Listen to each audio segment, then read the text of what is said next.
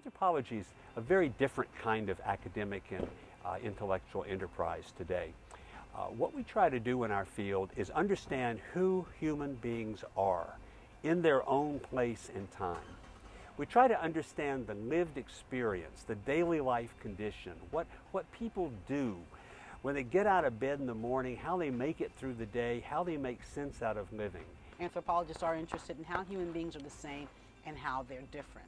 In trying to answer that question, we have 4 subfields that we go about exploring that. I'm a cultural anthropologist. Some of my colleagues focus on language and what language has to say and indicate about people's way of life.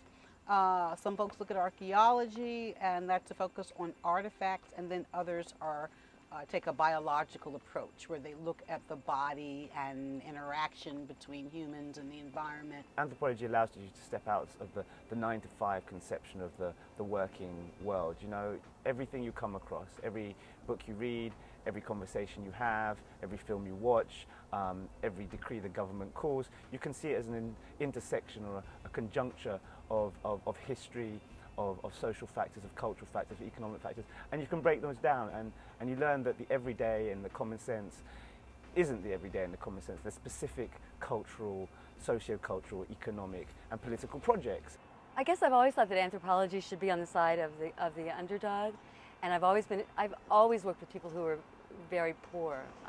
The problem is that the problems keep changing and getting worse, so that I've worked on credit and debt for a while, but now I'm also interested, and these things are all connected, I'm also interested in climate justice.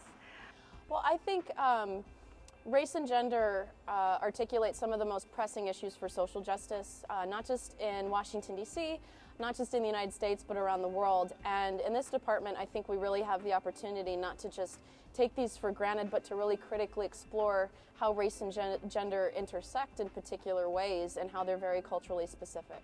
We think it's really important to look at all the different kinds of ways that people experience inequality, and for us to talk to each other about different kinds of inequalities and how to fight them.